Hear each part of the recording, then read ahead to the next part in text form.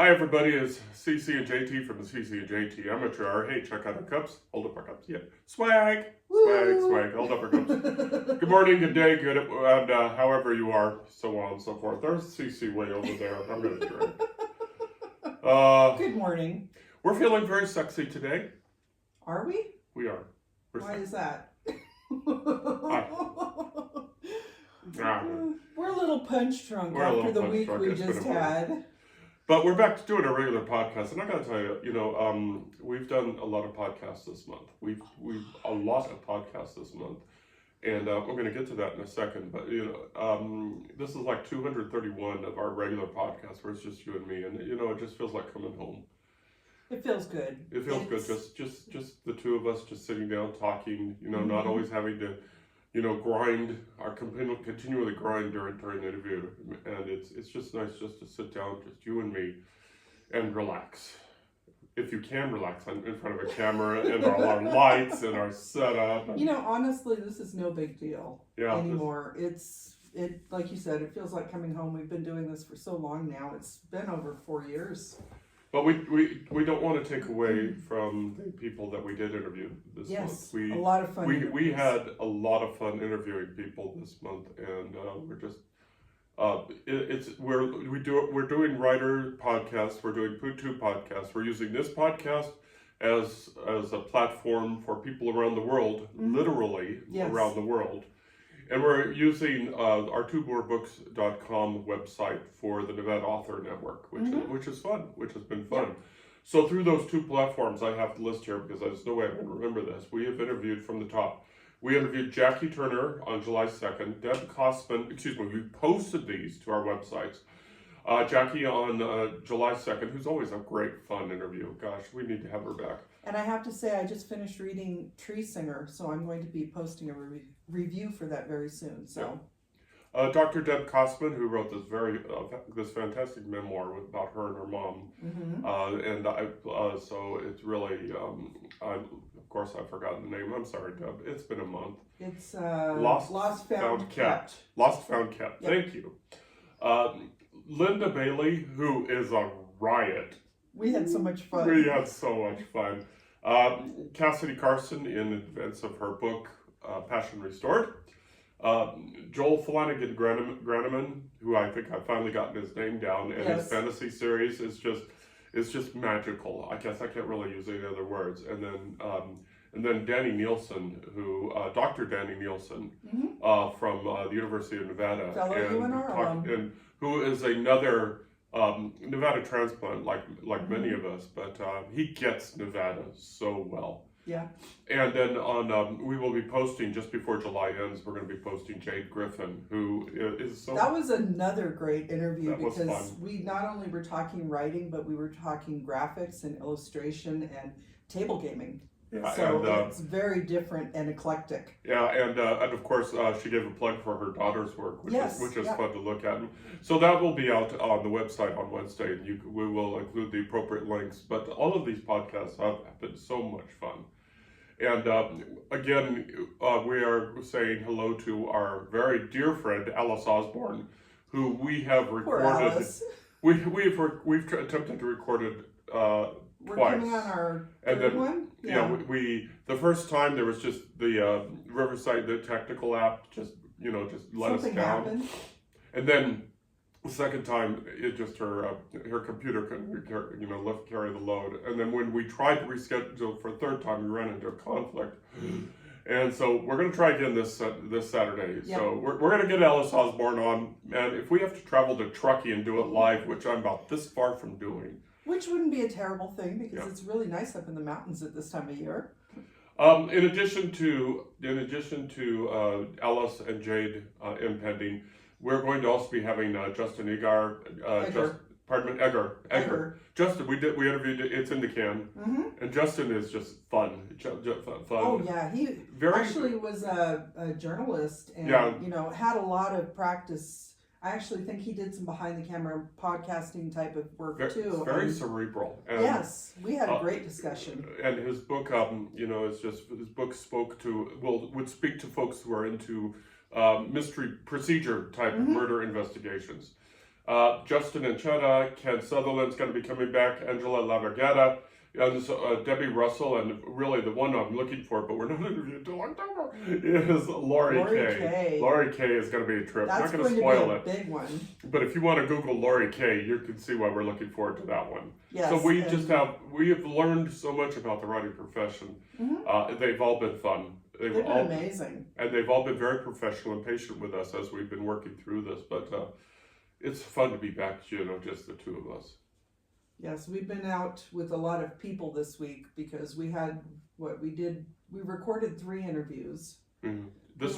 This week we recorded 3 interviews, and then I went to Reno and went on KOLO Channel 8. So I was interviewed.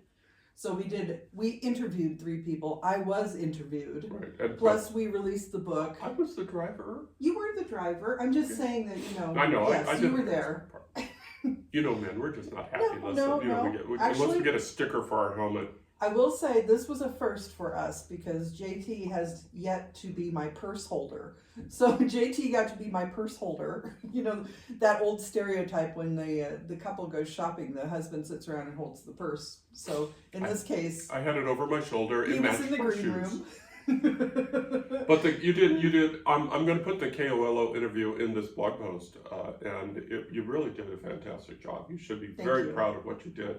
You represented the company well, CEO. Thank you. Nicely done. It was fun because they got a new set, which was absolutely amazing. I love the new set at KOLO. So kudos to your set design. Yeah. Hi, Katie. And we, after having done so many of these, now having the lights and the camera on, it feels less intimidating. And in this case, last October, we did an interview for our podcast because we'd won the award for the CC and JT Amateur Hour, and their set was a little bit different. It felt a little bit more awkward, but this was just like sitting in somebody's living room and chatting with them. Yeah. So it was fun. And why were you there? I was there to promote this book, Passion Restored, which came out on Thursday, which was also JT's birthday. So we wish JT a belated happy birthday. And we did take a trip to Sacramento on Thursday, which was release day. So that added to all the peopling that we were doing this week. Yeah. And we've yet to gotten the first review for Passion Restored, which is fine because these things take time. Mm-hmm. But I have to say, I'm just so very proud of you. Thank Congratulations. You got a book out. Folks, after a long time. We've dealt with so many writers this year, and and ourselves, and we've done writing, we've done book signings with our colleagues at like the Reno Public Market and at the Nevada State Museum, and we're going to be doing more. And so people are putting out books, but I think it's easy to get jaded about putting out books. It is a humongous accomplishment. Getting books out is especially self-published book. I mean, Rich Moreno, who's the fabulous Nevada historian who we did have on name dropping, he expressed his respect to independent writers because he's never done independent writing. He's always been published through a company, and he says to independent writers have to do everything. It's a heavy lift, and take that from somebody who's traditionally published. It's take the pat on the back, folks. If you're independently published, you get a book out. Good job, nicely done. Well, somebody was talking. I've been seeing a lot on social media this week about independent authors and how calling ourselves independent or self-published is almost like we're trying to downplay what we're doing because we're not traditionally published by the big houses. But everybody's been pointing out that it's a lot of work. You're doing the work of sometimes hundreds of people. Yeah. Because you have to do, obviously, the first thing you have to do is write the story. Once you write the story, then you have to go through the editing process. And I had at least 3 editors. Then there are the beta readers. And then you have the cover design process. And we've talked about the cover design process, but boy, that was a rodeo. This book was quite the challenge to get out. It does have some technical things in it that we did for the first time in proofing or in formatting this one. So we kind of took it to the next level. So for future books, if we want to add little extras into the books, we now know how to do that. And we have very happily been using Atticus to format our books, and it did help make it an easier process. So not a paid advertisement or anything, it's just something that we use. And Atticus, I think, has really helped take us to the next level in the self-publishing process. So, whoever designed that as well, the formatting and everything. We're going to pick up the pace here a little bit because what we're going to be doing here, excuse me, sorry about that. We're going to be getting back to our roots here in a second, which I'll explain. But again, not to minimize what you did, but you published a book, so fantastic. Congratulations. We published a book.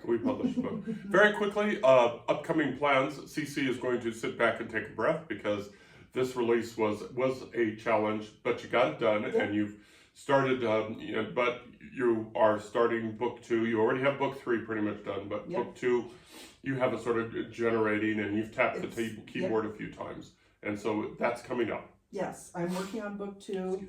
Book 3, like you said, is pretty much done. I need to do a little revising to make it fit into the series.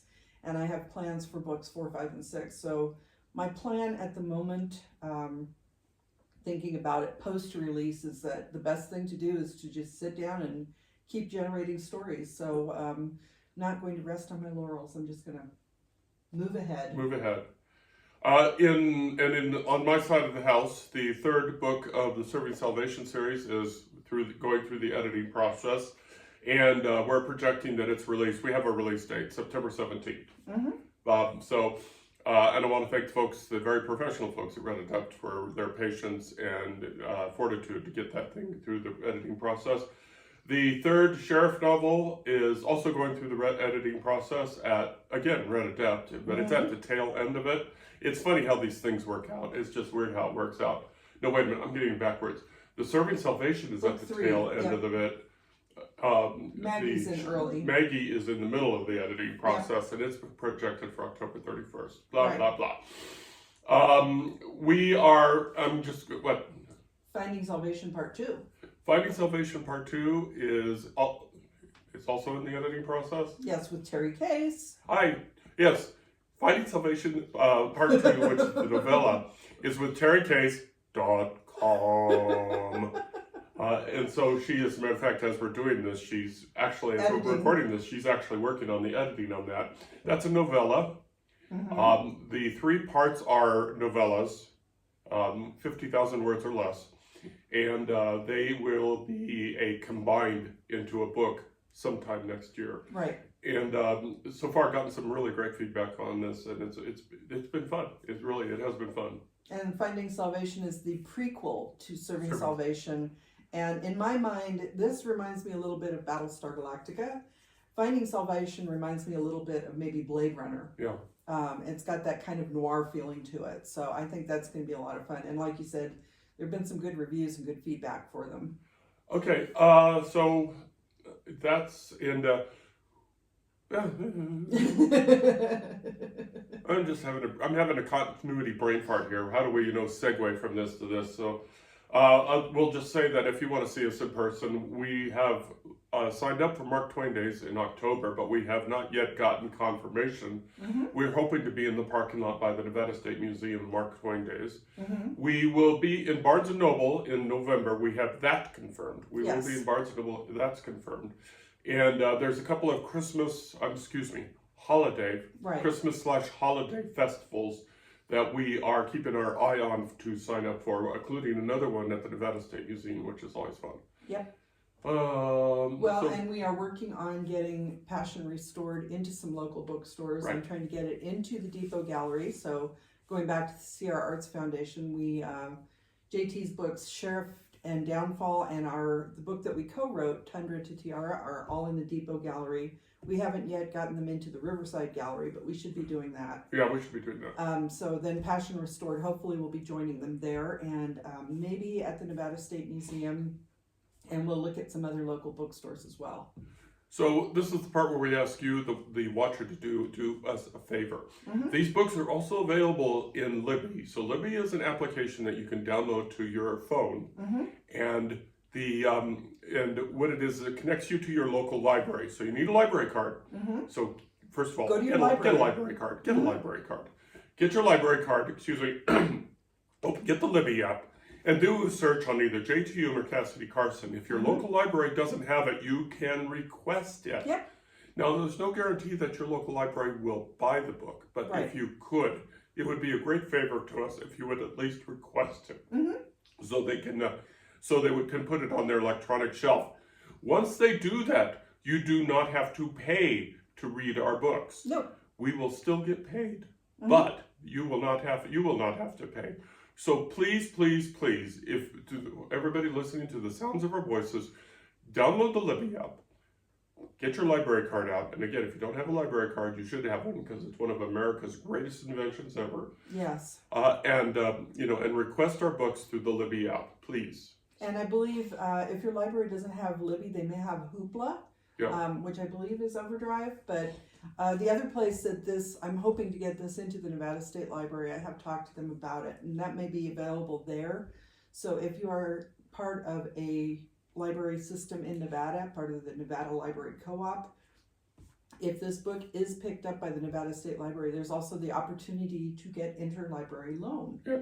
So, and we should also mention that we noticed JT's book, Sheriff in Nevada, was recorded for the Nevada Talking Books program, which means that it is showing up in the Library of Congress catalog, which is very cool. So lots of exciting things for us, but so you have options to get these books for free.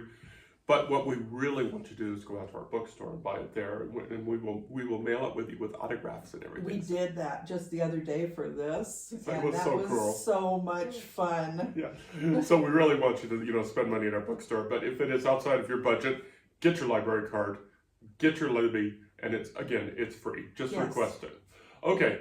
All right.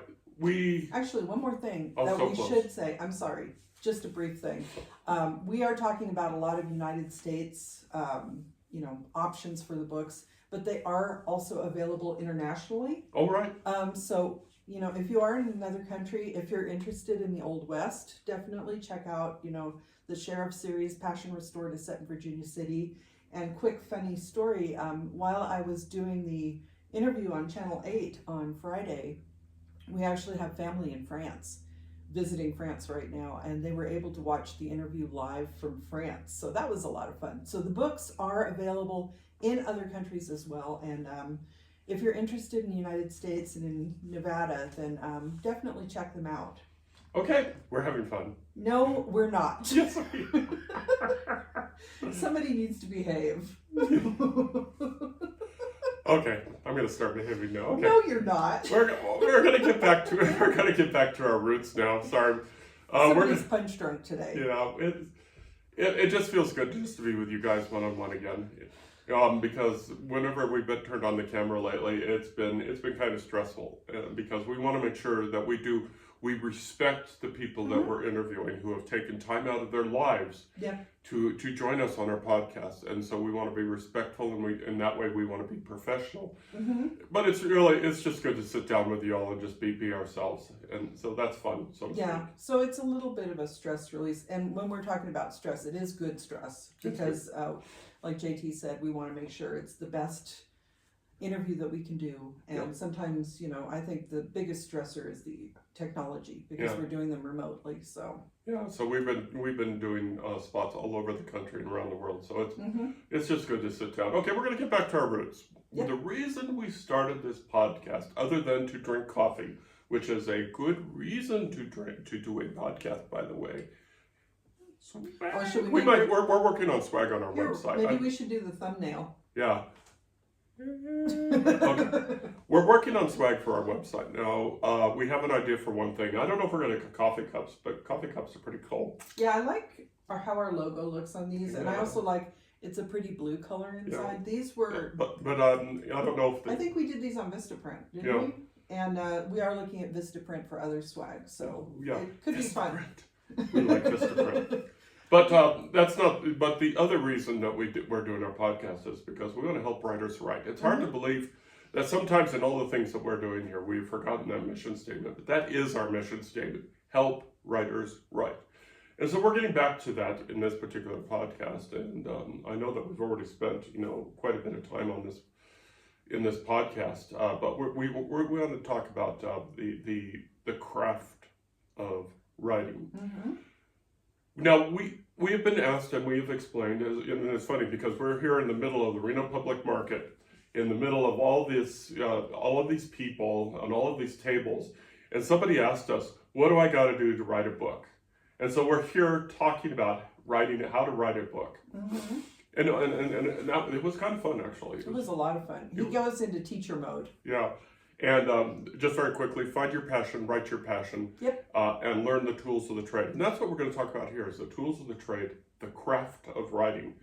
And we're going to segue into that to talk again about the passion. If you want to write anything, whether it's a short story or a novella or a book or a blog post or fanfic or anything. Or journal. Or a journal is...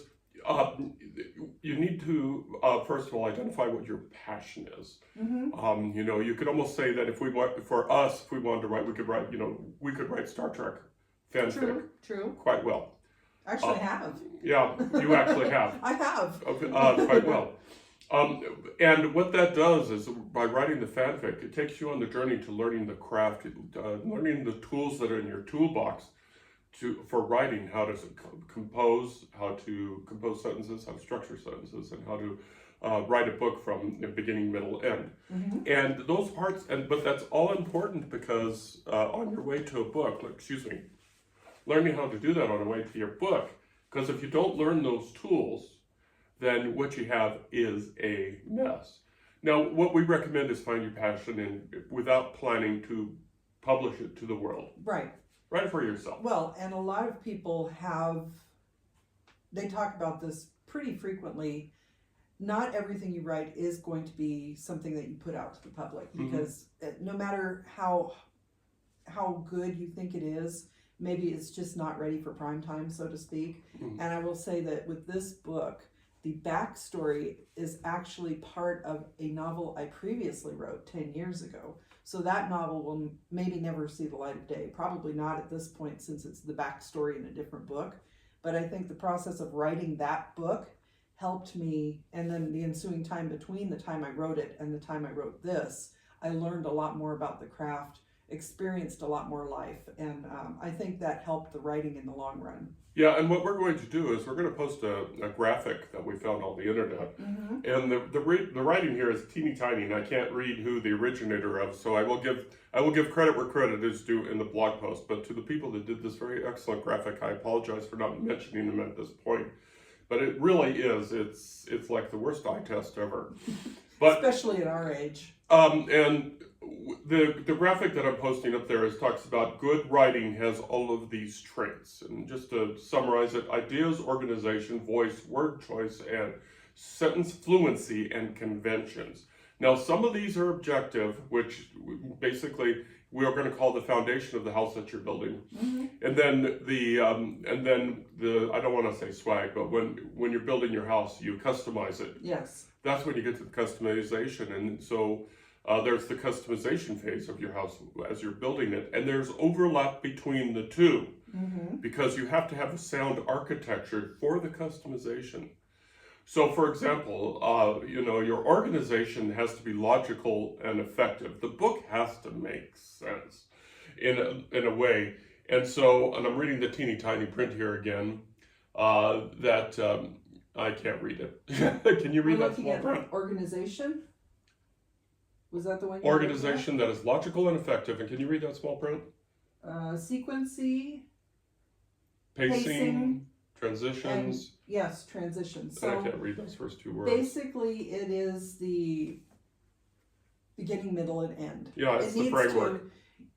We talk about, and we have talked about in the past, a lot of stories now you will start in media res. So you want to start in the middle of an action. But when you're doing that, you still need to have an idea of what came before that action. Right. It may not show up in the story, but it leads you into the story. So you're jumping in with both feet as you're already moving through the story. So that organization is important, at least in your mind, to get the story going. And a essential part of organization is word choice that is specific and memorable. Mm-hmm. You know, again, now we're getting into that hazy part of the architecture where we've got the framework of the house, but also the content of the house, which makes it unique to you. But word choice has to be memorable, and you have to how you use your verb and your modifiers and your nouns and all of that to combine together. That's how something like leaves of grass, or let's see, the old man in the sea, right, which may be a better choice. The old man in the sea. The guy got in a boat. He went out to the ocean. He sunk a line, got a fish. Well, no, Old Man in the Sea is much more than that, and that's much more than that because of Hemingway's word choice. And along with that is sentence fluency, the way that they flow together. And again, that is in that gray area, or that in that transition zone between the framework of the house and the rest of the house. Mm-hmm. So far we've talked about the organization, we've talked about the word choice, and we've talked about the sentence fluency, which is the framework of it.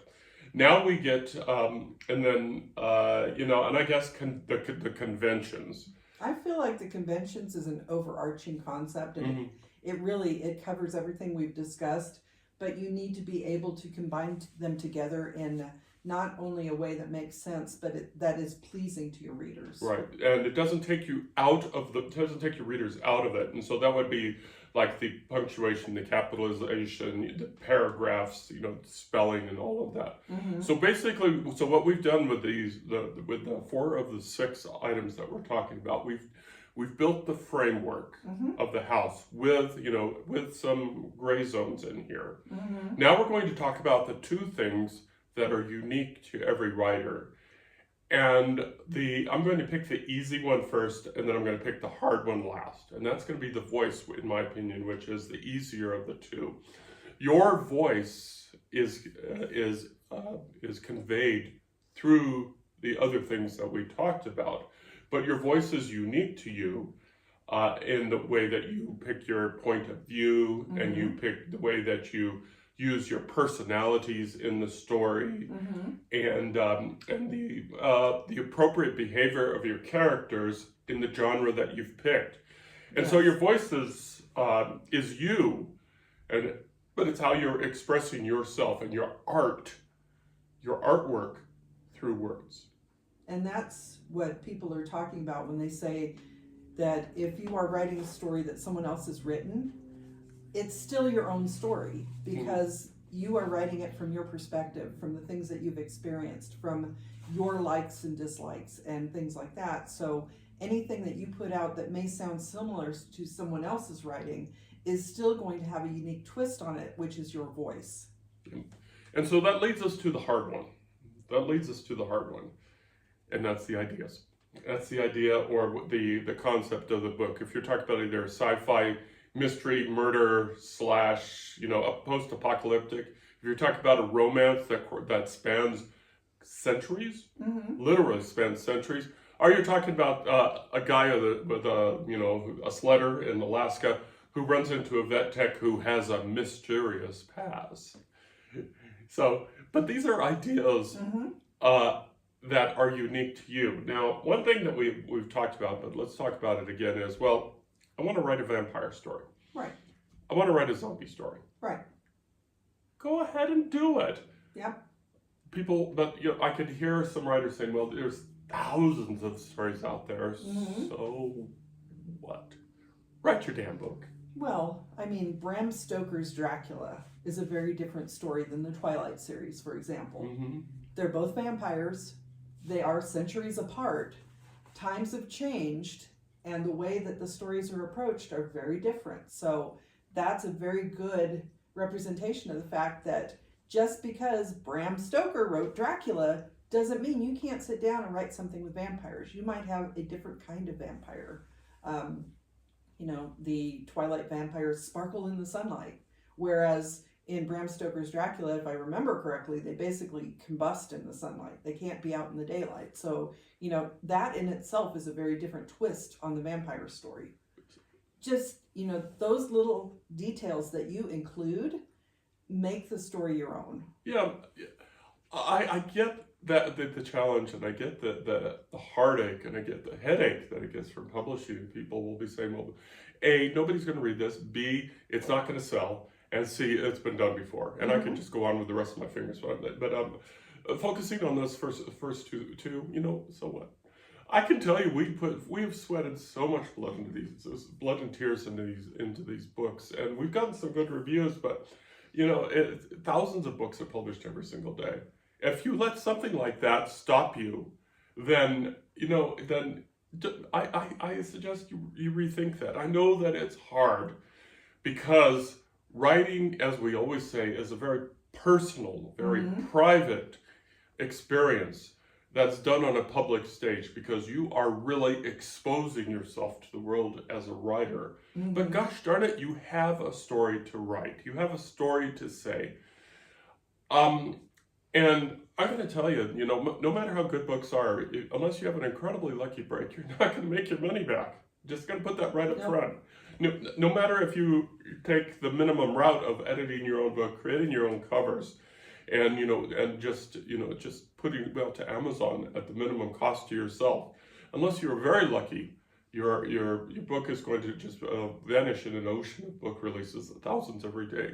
And again, so what?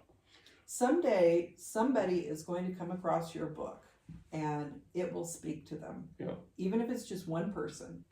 And I think I've said this in the past, that there are books that I will go back and revisit because they are comfort places for me.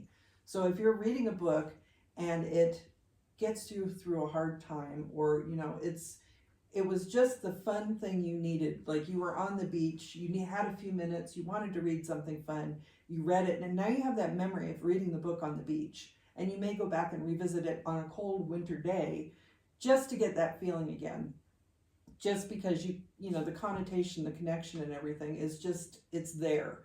Books are not only a very personal thing for writers, they're also very personal for readers. And whatever you write will find someone somewhere that will find a connection to it. So, even if it's not the bestseller that you hope it's going to be someday, even reaching that one person is a huge deal. It is, and it's okay to have a comfort book or a comfort movie or something like that that'll take you away, that'll help you feel better, because folks, times are hard as it is. And to have comfort food, intellectual comfort food is absolutely fine.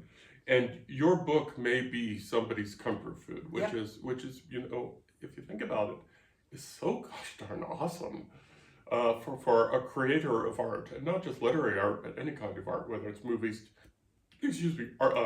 portraits, so on and so forth. So your idea for a vampire story or whatever that has been done, hundreds if not thousands of times before, is just as valid as those that have come before you and will come after you. Yep. And don't get hung up on the money, because I'm just telling you that's a fruitless fruitless thought exercise. Nothing's going to come of it if you. Yeah.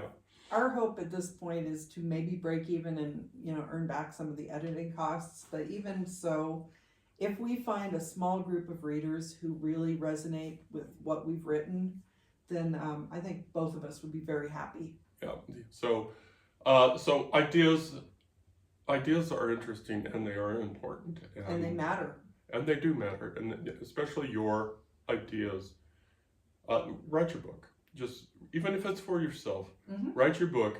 And as we said at the beginning of this, write your book so you can learn how to use the tools of the trade. Every trade, and writing is a trade, it's a profession, has a minimum data set of things that you have to learn in order to be an effective writer, an effective member of the trade. So write your book, even if it's for yourself. Learn how to craft a sentence, learn how to craft a paragraph, learn how to craft a beginning, middle, and end of a book. Whether we have learned that yet is up to you, the reader. We think we're doing okay. Our editors just, shake their head and tell the bartender to leave the bottle, basically, because that's what it feels like sometimes. Well, I feel like I don't know about you, when you go back and read some of your earliest writing, you do see a progression and you do see an improvement if you're lucky. But it's definitely a challenge, because even if you know all the rules of writing, sometimes you're so involved in the story that you forget. Yeah. And editors exist for a reason, and we love our editors. But going back to that, even if you spend as little money as you do, write your book, even if it's for yourself. Well, and even if you journal or something, if you leave those journals for your descendants, someday someone may read them. You may not leave them for anybody. It may just be a way to get something out of your system, but it's still valuable writing. And we've talked to a lot of people and asked them whether they would recommend the writing life to a loved one. And we've gotten a variety of answers to that. Some people have said that depends on what you mean by the writing life. Are you trying to become a bestseller? Because that's going to be stressful. Meanwhile, if you just feel like you have a story to write, do it. Mm-hmm. Even if you don't have all the tools in your toolkit just yet, that doesn't mean you can't write. Just sit down, take a pencil and a piece of paper, write on a napkin. You don't have to have a lot of tools. Just do it. Yeah, it's funny. We asked, I think it was Justin, who will be posting on the 3rd. We asked him if we would recommend the writing life, and he said no.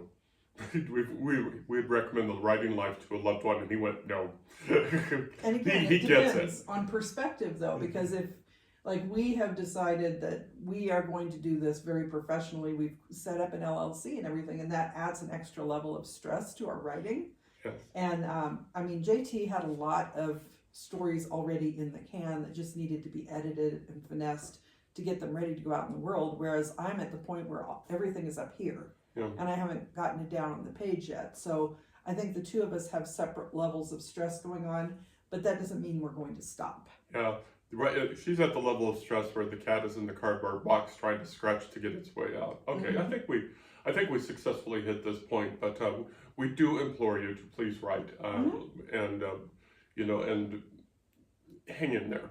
Yep. We get it. We really do.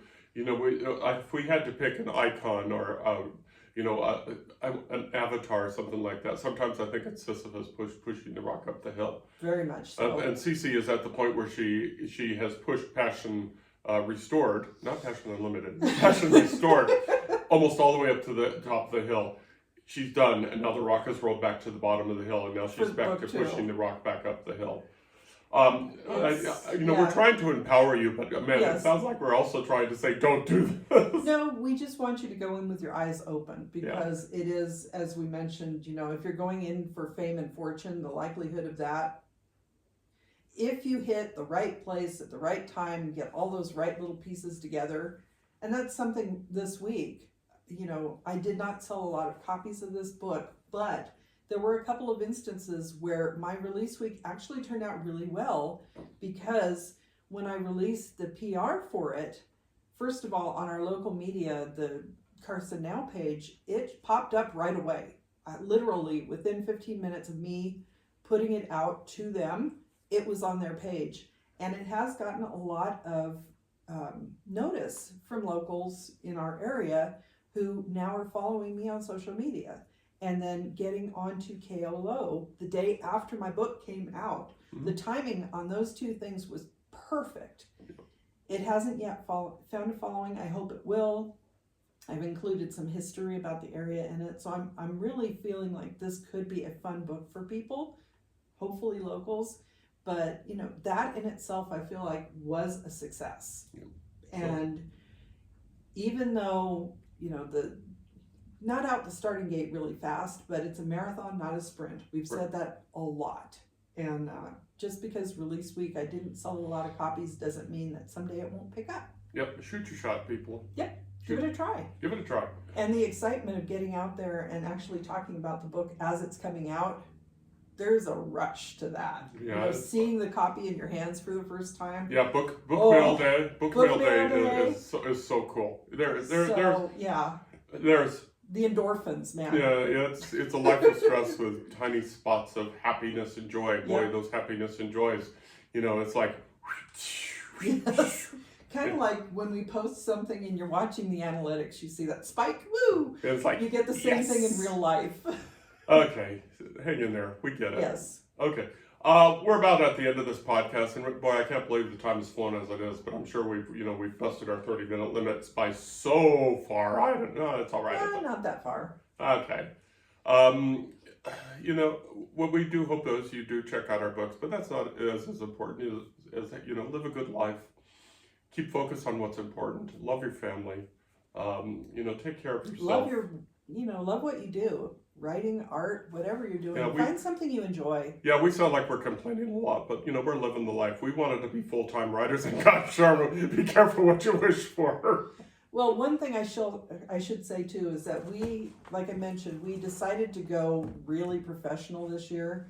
In some areas, we're still very amateur hour, but the fact that we are now 7 months, just about to hit the 8-month mark of the year, and I think we've had, for us, a lot of success, even though we haven't hit the New York Times, we haven't hit USA Today. That's not the point. The point is we feel like we're putting out the best products that we can. At this point, we've made a lot of connections with fun writers in the area. Now we're connecting with writers in other parts of the country and the world. We're talking with fun people, and I am having a lot of fun. We joke about retirement isn't all that relaxing, but I'm thinking this is what I've dreamt of doing forever. Yeah. And now that we're doing it, it is just so much fun. Oh, it's a roller coaster. It really is. Tomorrow morning I'm going to be gloom and doom again, but right now we're having a good time. Okay, now it's time for the commercial. You can check out our podcast and other podcasts, of course, on 2 different websites. If you want to learn more about, if you're in Northern Nevada and you want to learn about the fantastic writers we have in Northern Nevada, we ask that you check out twomorebooks.com, which is the home of the Nevada Author Network. The Nevada Author Network is a joint venture between the Sierra Arts Foundation and Two More Books, LLC, to highlight and elevate the visibility of writers in Northern Nevada who are members of the Sierra Arts literary community. We met and we continue to meet the fantastic writers in Northern Nevada, and boy, what a trip. They are so much fun. Our second podcast is this podcast, the CCJT Amateur Hour, which you can find on carsonhume.com. And the carsonhume.com, it contains podcasts from the writers around the world, but it also contains podcasts, and like I said, over 230 podcasts of where we want to go back to helping writers write. That's our mission, is to help writers write. This is an award-winning podcast in 2024. We won an award, actually, she won an award, for a Women in Podcasting Award. For in the Authors and Books category. So that was fantastic. And it was an International People's Choice Award. So we are connecting. And if you want to join that fun, check us out at carsonhume.com, please. Can you think of anything else, please? No, I just think, like JT said, we're connecting with a lot of people. We're hoping that we may help you find your next favorite author, whether it's us or any of our now friends. I feel like we've made some really good connections with some other authors who've written some fascinating books. So definitely check them out, because we do hope that we'll help some of them get more of the visibility they deserve. Yes, and if you want to help finance our journey to meet those authors, check out our bookstore, please. Our bookstore is right there on the front page at carsonhume.com. So until then, sitting over there is Cece. Over there's JT. We hope that you have a wonderful couple of weeks till we come back again, and we hope that you take care of yourselves, and we hope that you return. Love you lots. Bye. Bye-bye.